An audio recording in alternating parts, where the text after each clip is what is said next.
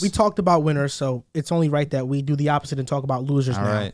I don't know about you guys, but I think the biggest loser in free agency thus far has been the Indianapolis Colts. Without a doubt. They have so much cap space, and every year, this is a story with them. Chris Ballard, he's a great drafter. Every season, he has a ton of cap space, and he never makes big-time moves. The Colts, yeah, they got Yannick Ngakoue. I thought that was a pretty good get. But quite frankly, Max Crosby carried that defensive line last season. Ngakoue, I don't think the Colts are going to get elite-level production out of him. Coming to the offseason, the Colts needed these things. They needed a left tackle. They lost Glowinski to the Giants, a guard. They have yet to fulfill any of those needs. And they needed a weapon. They needed another wide receiver opposite of Pittman. And they also need a quarterback now because they traded Carson Wentz. They have not addressed any need, significant need, this offseason. Yes, they got an edge rusher in Yannick Ngakoue, but they traded one of their better corners in Rock Ya-Sin, and now they're thin at corner. The Colts, to me, have lost this free agency period so far. For them to have so much cap space and not make any moves is utterly ridiculous. 100% going to back you on that. You trade Carson Wentz now to free up all this cap space for you to essentially back yourself into this corner where, one, who's going to be our option now? Jimmy G or Baker Mayfield? Is that the silver lining? Is that what Colts fans should be looking forward to? Oh, man. And cracks me up. Having addressed their number 2 option at the wide receiver position to pair with Michael Pittman either. It's been a very shocking offseason for the Indianapolis Colts. To make 0 moves with the number 1 most cap space in the NFL is shocking to me, without a doubt. Everyone was telling me how, trading Carson Wentz was this great deal. We were going back and forth with him and Jimmy G. Jimmy G, by the way, who's not going to be able to throw a football until August. So let me know how that's going to go. And now there's talks about he's going to be healthy. Now there's talks about Deshaun going to Cleveland, and maybe Indy could get Baker now, right? That's going to be great. Baker Mayfield, he's been fantastic so far, for sure. But it cracks me up, honestly, because everyone was just telling me that you should trade Carson Wentz. You saved $23 million. And we had a discussion saying how I don't think Jimmy G is going to fit because they don't have weapons. And your debate was, they have all this cap space. They could go and get all of these guys. They can. They haven't. Like who, though? They can. They haven't. Like they could get. They could have got Cedric Wilson. They could have got Michael Gallup. There's guys out there. Listen. Guys out there, but before you finish, just listen to this real quick. It just kills me. It cracks me up because I said they're not getting anything close to what San Francisco has. I said they can get. They can. Whether they do or not is up to them. Our argument, because me and Drew were on the same side, was that they're not going to have the weapons close to what San Francisco is going to have. Even if they bring in these tier 3 guys at this point, it's not going to come best close. Case and scenario Jimmy is G's, Allen Robinson. Yeah, that's best case scenario. And that would be a good sign for them. But I don't think what have Chris Ballard, the Colts, the last few years, that they're going to go and spend money for Allen Robinson. You're right. Also, I want to say this. I have the Colts as my loser. There's no doubt. I have them. They're losers right now. Who's to say free agency just really kicked off now? Now they can make moves. Who's to say they don't land a Teron Armstead and then an Allen Robinson? That was one of my guys. They can still make so that's why this might age poorly because in the next couple of days they can get some significant talent to upgrade that roster. What are they waiting for though? I don't know what they're waiting for. Maybe Teron Armstead. It's just been 2 days. I saw Armstead. History, I also saw Armstead was waiting to see what happened to Deshaun because if he goes back to New Orleans, he would be open to returning. Obviously, it makes sense. Very interesting. Another loser. I want to get your guys' take on this because this team spent the most money, the Jacksonville Jaguars, right? And most of the times when we see teams that go out and spend all of this money, they typically don't end up on the loser list, right? We usually talk about them as winners. But I tweeted this out, or maybe I don't remember if I texted or tweeted, but this offseason reminds me of what the Patriots did last season. They went out and they had all of these needs at wide receiver, weapons in general. They got a couple tight ends, but they went and spent big on Kendrick Bourne, Nelson Aguilar, Jonnu, Hunter Henry, all guys who are nice complementary pieces, but they paid them like they were going to be staples of the offense, and they simply weren't. Kendrick Bourne is probably the best out of the 4, and even still, I look at him as a mid to bottom wide receiver too, and they're paying him pretty significant money, and to me, this is what Jacksonville did. Signing Christian Kirk to a 4-year... 3 year, $23 million. That's not bad. Kendrick Bourne? Yeah. I don't remember the contract off the top of my head. I think that Aguilar's contract was the one that was bad. worse. It's 2 for $24. That's not good. Signing Christian Kirk to a 4-year, $72 million, $37 million guaranteed. Now, sure, you could get out of it in a few years, but even still, you're paying you're paying Christian Kirk like he's going to be a top 10 receiver in the league, and he's simply not. What was born? 3 years, $15 million. It's the crib. Oh, I thought it was way more than It's that. because of Aguilar. That's definitely the one that was in. And your they head. paid Jonnu big and Hunter Henry too. Both of them got contracts. Jonnu was the worst contract. Yeah, because it could have been the best the if they used him correctly. Correct. I But was going to say I didn't hate it at the time. The moves they made, signing Christian Kirk to a big deal, who has proven that he's just a complimentary piece. He's a wide receiver too. You need a DeAndre Hopkins for him to really shine. Signing Zay Jones to a 3-year, $24 million contract. Zay Jones is a wide receiver 4, and you're paying him like he's going to be, an intricate part to your offense. To me, I think Zay Jones is a guy. I'm signing him to. I would rather sign DJ Chark to the 1-year deal, $10-12 million from Detroit, than Christian Kirk for 72 up to 84 million, or Zay Jones paying him $8 million a season. Now, to their credit, picking up Brandon Scherf, I think is a good move. Your upgrade guard, offensive line was in need for them. But even still, you spend over 200. They're not going to pay them 200 because they're going to get cut or whatever traded. But you gave out $200 million in total. And what did they upgrade? Guard, an upgrade at tight end, but that's a 1-year deal. And Oluokun. Corner, they also upgraded Darius Williams. I did this yesterday. I didn't have the Darius Williams. So that's the $200 million without Darius Williams, who's a nice player. And Evan Ingram. Yeah, that's who I mentioned. But you spent this was without Darius Williams. You spent $200 million. And what you clearly upgraded was and tight end. And the upgrade at tight end is Evan Ingram. He's not someone who's this top 5 tight end who's going to make a huge difference. Is he better than Dan Arnold? Sure. And then lastly, Oluokun, who is a solid middle linebacker. If you look at his PFF grades, they're grading him out as the worst in his short career. I believe this is only year 4 for him. But even still, at least what I've seen on Twitter, people say his tape is a lot better than PFF gives him credit for. But even still, paying a middle linebacker $15 million a year when you have a whole bunch of other holes, to me, you haven't upgraded wide receiver enough. They still need a wide receiver 1 without a doubt in my mind. None of these guys are wide receiver 1s. So I look at the Jaguars. You spend all of this money, but to me, you didn't upgrade the team too much. I'll say this to rebuttal that. Half of the Jaguars signings were bad. The other half were good. I like them signing Fadakazi. I thought that was a good move. We know as Jets fans, he's been one of the better run defenders in football at the defensive tackle position. I liked the Evan Ingram signing.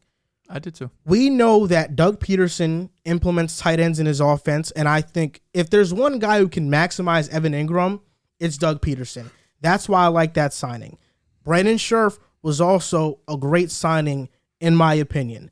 Darius Williams was also a really good signing. Now the Jaguars have Shaq Griffin, Tyson Campbell, and Darius Williams. That's not a bad secondary. That's a pretty damn good secondary in my opinion.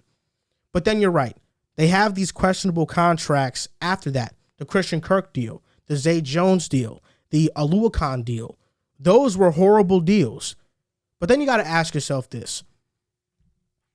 Yes, they were bad deals, but they still upgraded the roster. Like, I understand that. That's why, to me, I can't put the Jaguars as losers, because even though these deals were bad, they upgraded the roster. But you could say the same thing when the Jets signed Mosley and Le'Veon. They upgraded the roster. It only set them back. They went back 4 steps. See, but the difference here is that they have Trevor Lawrence, and they have a decent foundation around Trevor Lawrence now. Decent. You could look at Sam Darnold and Trevor Lawrence's rookie seasons. They're probably not that, but they're not that different different. caliber prospects. I agree. Significantly. This is the thing. Sure. We got to stop giving Trevor Lawrence too much of the benefit of the doubt here. Like, in all seriousness, last year James Robinson was 11th in yards per carry before he got hurt. They had a good running game. Brandon Linder rated out as one of the best run blocking centers in football. They had their offensive line was a top 15 offensive line. They had a good running game. Their defense wasn't as bad as advertised. It was okay. Part of the reason why they ranked so bad is because they were on the field so much. Trevor Lawrence had help around him. He had enough to succeed. Davis Mills in Houston had a worse situation. He played better than Trevor. Zach Wilson with the Jets had a worse situation. He played better than Trevor, especially down the stretch. I mean, versus the Bucs, our best receiver was Braxton Berrios. Yeah, he made him look a wide And receiver. Zach- one. Throw some respect on Braxton. And Zach played better than Trevor. before that game, Braxton Berrios was nothing. I know. You know? Because of that, I think we're giving Trevor Lawrence a bit too much of the benefit of the doubt. He was horrible his rookie season. His weapons really were lackluster, though. His weapons were Marvin lackluster, Jones, but James Marvin Robinson, Jones he really wasn't- was nothing, really. Let's be honest. I know, but Marvin coming Jones in, was he's a something. good. And James Robinson, they misused terribly last season. this is my Did not this see is him out my of the point. passing game at all. The biggest issue was the coaching. Correct? For This- sure. Exactly. This is my point right here. It's not like Trevor Lawrence was David Carr. He didn't go to a team in the Texans that had the worst offensive line in football, the worst weapons room in football, no running game. Trevor Lawrence had a running game. He had an offensive line. He didn't have great weapons, but they were decent. They were decent. Barely. Now this season, I'm with you here. Christian Kirk isn't a household name, but Christian Kirk, Marvin Jones, Chenault, that's not horrible. Ingram, James Robinson, ETN, Yeah. upgrade O-line, number 1 overall pick. ETN's going to be exciting to watch this season. Yeah, I'm definitely the interested to offensive see how line they is use gonna him. be solid. You're getting ETN back, who's a pass catcher out the backfield. Even if Kirk and Jones aren't wide receiver number ones, they're both wide receiver number twos. I think Jones is like 3, maybe a 4. Maybe at this point in his career, I wouldn't say 4. Hell no. Cole Hell Beasley's no. Marvin Jones at this point in time. Sorry, I thought we were talking about Zay Jones. I'm sorry. no, I'm Marvin sorry. Jones. Marvin Jones, yes, 100%. He's a 2 to me. No, Zay Jones. Look, I don't know why they paid Zay Jones that money. I would have never did it. Zay Jones showed flashes last year with the Raiders for sure. But So Carr did was Nelson awesome. Aguilar. So did Nelson Aguilar when he was with the Raiders. Here's the X factor. But this Carr. is what I'm saying. Trevor Lawrence has enough to be successful. Now, I'm not saying he needs to have an all-world season for me to be in on Trevor. I'm in on Trevor. But we got to stop making excuses for bad quarterback play. I don't disagree. Hey, that it's The as coaching simple was as that. terrible. Like if he doesn't finish 24-12 this season, I'm looking at it like a I disappointment. told you guys, the Jaguars to me, I think can go from last to first in the AFC South. You got an AFC South in the Tennessee Titans who have not upgraded their offensive line. Just and it cut was Julio. Yeah, they just cut Julio. They don't have a wide receiver opposite of AJ Brown. Their offensive line has been shredded. They have no tight end. They cut Janoris Jenkins. Their secondary is going to suffer. Like, come on, what are we talking about here? The Colts don't have a quarterback. The Texans, like, Vrabel. Can Titans you- are Vrabel's gonna very make you- defensive.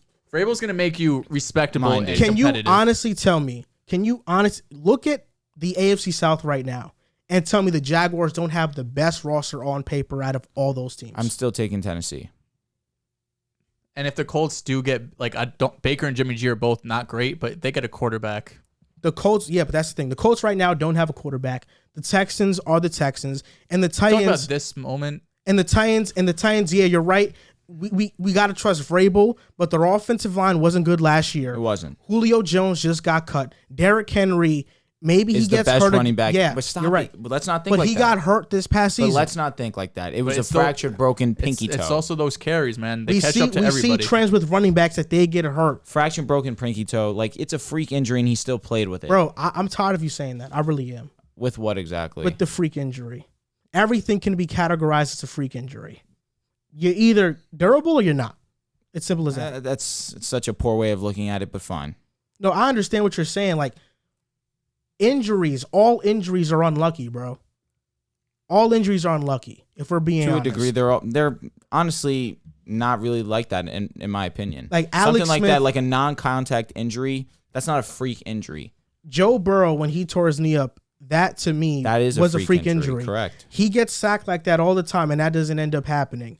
That one time, it was unlucky. Same thing with Saquon and his ankle. That was unlucky. That's why Okay, so I'm again, not these gonna. are here. No, you I just know what I'm leveled saying. with me with two freak injuries. I'm saying it's unlucky, but I'm not gonna use because you used the freak term to basically say counteract the point that this guy's not injury prone. He isn't. He's never been injured. Henry's If you not, get yeah. injured, you're injury prone. If you have so you- a are history you- of you're- it. one time- laborizing. No, laborizing- Derrick Henry's not injury prone. But I'm just speaking to if you have So multiple Burrow's injuries. injury prone. He's had one injury. Torn ACL, like on a freak. No, injury. but he's had one injury. But do you think Saquon Barkley's injury prone? Yeah. Okay. Because I don't feel like that's what you said a couple weeks ago. I also feel like you all didn't say Saquon that. isn't injury prone. Because I said the same thing, and you said, well, he had the torn ACL, No, they were- then he stepped on the player's foot. That I'm saying that was a freak injury. Yeah, when Joe said it, when Joe said that Saquon was injury prone, you were like, they're freak injuries, though. They were freak injuries, but at the same time, I'm trying to defend Saquon in that sense of like, listen, Is what CMC can he injury really prone? do? Yes. Yeah, Okay.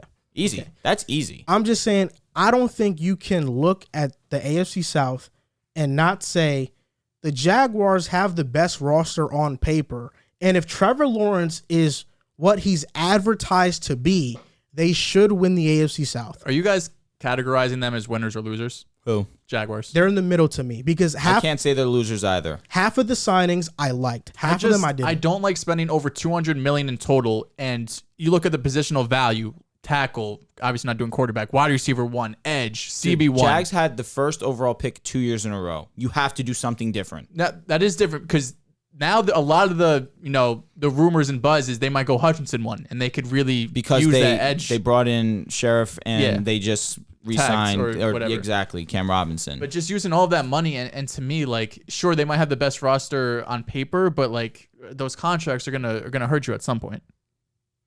If Trevor Lawrence is what he's advertised to be, should they not win the division? Yeah. Oh, if he's advertised to what he is. It's high expectation in year 2. Bro, But he just has it's to a be bad better. division. It is Trevor to Lawrence, a degree right now as we stand It's in better March. than Davis Mills, Baker / Jimmy G No, we don't have / to talk Jameis, about the whoever you Texans. want. We'll see about the Colts. It depends. They have a lot of money to spend. Wait, and hold there's up. some good If free agents. Trev is free what agents he's hyped available. up to be, he should blow I Tannehill out the water. I don't disagree with that statement at all. But there's still parts of the Jaguars team that we still can have reservations about. We can't. And that's my issue. They spent all this money, and I still have questions. But that's what I'm saying. We can't say if Trevor is this unbelievable ball player, which I do think he can be. Sure. But he has enough weapons to be serviceable. Like That's 24 tough to and say. 12. That's tough to say. That's, I don't love these weapons. Jones, still. Kirk. I mean, they're decent enough. Are they? Because we just talked about how great of a prospect he is. The Yes. best since Oh, Peyton. without a doubt. If you are this best prospect, arguably in NFL history, you should make C+, B guys and make them B+, A- type of guys. Fair enough. Fair enough. well, you can't talk to Drew about that. He thinks you don't like Christian Kirk. But I said, listen, We're on the same from page what with you're saying, Kirk. I think he's a Christian Kirk's a wide receiver too. A middling wide Best, receiver, too. At best, respectfully. I want to talk about the Jaguars a bit more, but I want to say this. The Patriots, to me, were also losers. You lost J.C. Jackson. You traded Shaq Mason. You lost Ted Karras. And you traded Winovich. I like the Mack Wilson trade. I think Mack Wilson is a fast linebacker. He graded out well, and he's going to help the Patriots defense. I think he's probably just as good as Dante Hightower right now in this point in their careers. But they still need a true wide receiver number 1. Josh McDaniels is leaving the Patriots. That offense is really great. Mac Jones doesn't have that no more. There's rumors that Joe Judge might call offensive plays. If that happens, I don't trust their offense at all. Because of that, the Patriots, to me, lost this free agency period. But back to the Jaguars. The Colts, there's nothing the Colts can do for the quarterback position that's going to make me say Trevor Lawrence can't be better than that guy. The two options are Jimmy G and Baker. Oh, no doubt. That's why I keep on saying, if you look at the Jaguars roster within the AFC South, they have the best roster on paper. Tyson Campbell, Shaq Griffin, Darius Williams, that is the best cornerback group of any team in that division. I think they have the second best offensive line. They have the second best group of weapons. They have the best running back tandem in ETN and James Robinson. We know that Derrick Henry Taylor, they're superior. They have talent. If Trevor Lawrence is the next Peyton Manning, Andrew Luck, John Elway-esque level prospect with Doug Peterson, who made Carson Wentz an MVP candidate in year 2 with limited receiver weapons, why should I be putting a ceiling on Trevor Lawrence and saying he can't be better than Ryan Tannehill? He can't be better than Jimmy Garoppolo or Baker Mayfield if they land with the Colts, and he can't be better than Davis Mills. He can be better than these guys, and his team still not have the record to be up top. If he's gonna be better than these understand. guys, they should be in contention at least. But look at it. Ryan Tannehill was mediocre all season. They were the number 1 seed in the AFC. That's why I'm still giving the Titans that respect. With everything you're saying, facts. We're also expecting the Jaguars to take a step up. You have to. You have to going to project be the a little Jags bit better to do because that. Davis Mills year 2. They're going to make a couple moves. Say what you want about the contracts the Jaguars gave out. Some of them were horrible. Some of them were good. what you can't deny is that this roster got better. Even though they gave Kirk big time money, they got better at receiver. Even though they gave Ingram a 1-year deal, they got better at tight end. Their roster got better. Is Christian Kirk the third? Is he deserving of the third highest paid receiver in the NFL? Let me ask you that question. No. Okay, all right. I'm glad. Like I'm hell glad. no. Why would I say? Is he deserving of being a top 8 wide receiver in the NFL? He shouldn't be paid top 15. That's pretty fair. Is he deserving of being top 20 in the NFL? 20th. I'll give you that. Nothing more. Just because he's a free agent. That's it. Yeah. The The wide best I'll receiver give you. market's going crazy. Devontae deserves $30 million if this is the case. And a couple other teams before we move on. I thought your Dolphins were actually losers here. Now, Interesting. similar to how we were talking about the Colts, there's still time to make moves. But when we were doing these previews and we were talking about Miami, we were all talking about how they have the third most cap space. We had McDaniel going out and saying how he's going to build around Tua and build this offense. And I love the Conor Williams signing, right? 2 years, $14 million, extremely cheap. A steal. He was great out as the 11th best guard. He could pass and run block. Definitely an upgrade to the offensive line. Only issue was that he had a penalty problem, but it seemed to be an anomaly because last year was the only year he really had that problem. But even still, you look across the entire offensive line. We've been discussing. You need to upgrade everything. All 5 positions. You made one. Still everywhere else. You don't need to do it all in one offseason, but you still need to go out and upgrade at least one, preferably 2 more positions on the offensive line. I agree. Cedric Wilson, I know he's someone you're high on. To me, he's still a wide receiver 3. I don't think he changes his offense much. I went and looked at this past season, right? And I saw, because there was injuries to Cooper, and CD might have missed a game here or there too. Gallup obviously got hurt. But I looked at the games where Cedric Wilson played 50% of snaps, right? He's on the field more often than not. There were 7 games where he played 50% or more snaps. In those games, he averaged 3 catches for 48 yards, only 1 touchdown. 5 of those games were under 40 yards. 2 of those games were over 80 yards. So he had 2 blow-up games, but the remaining 5, he was basically irrelevant. Less than 40 yards. Someone who is barely getting targeted. So I know you're high on Cedric Wilson. Was that in the second half of the season? It was sporadic throughout the year. There was some beginning, middle, and end of the season where he played 50 Because there was or more a point in snaps. time where the Cowboys offense stagnated as a whole. Yeah, but even still, That was Dak's injury. Yeah, but you're going from Dak to Tua now. There's a difference, right? I think we all agree that's a downgrade at quarterback, and I can't expect him to take a leap, and become a better wide receiver. Mm-hmm. Ultimately, I don't mind the Cedric Wilson signing solely for the fact that you want to get weapons in the room. And yeah, it's 3 years, $22 million with 13 guaranteed. It's not bad. 100%. And now you put this in a wide receiver room that definitely needed a little bit of help. You have Waddle, you have Wilson, and now you have Devontae Parker. They bring back Preston Williams. You can't really rely on him because he's injury prone. You bring in now Chase Edmonds, who's one of the better receiving running backs in the NFL as well.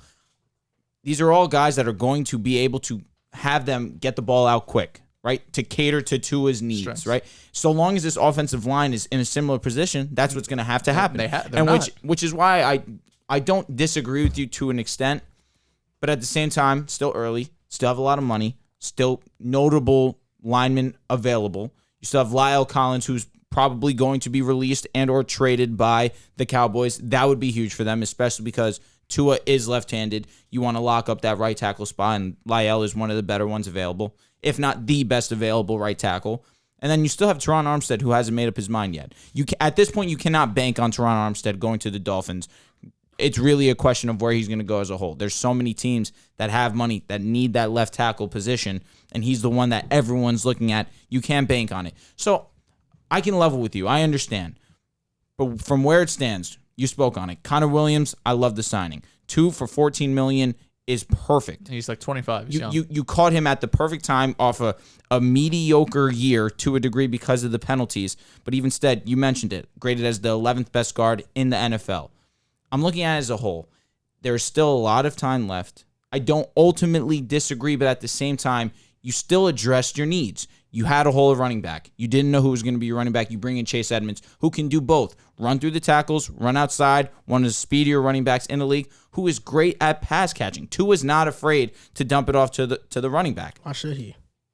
What do you mean by that? Be afraid? Because there's quarterbacks that just don't do it. Daniel Jones, Mitch Trubisky. Chase Edmonds had a good yards per carry last year, but when you look at like his missed tackles force, he forced 16 tackles. He's a young guy. He's not breaking tackles like that in terms of like get off me. It was less than Myles Gaskin, who we all think is terrible. Myles Gaskin, but there's differences in that. In the open space, but missed tackles force isn't just running through you; it's also making you miss with the juke, spin, whatever it might be. He's just fast. That's really what Chase Edmonds has for him.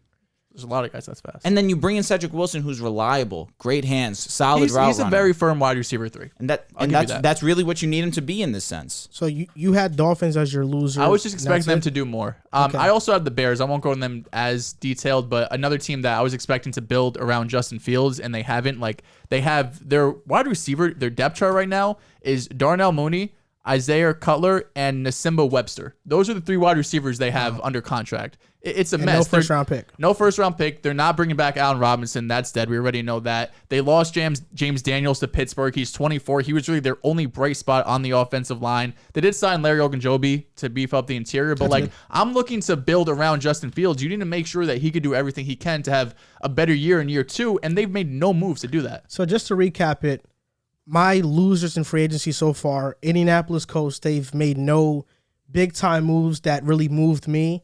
New England Patriots, they lost a lot of key players. The Jaguars are in the middle for me. Like, half of their players, I think those were horrible contracts they lost, but the other half, I thought they were good.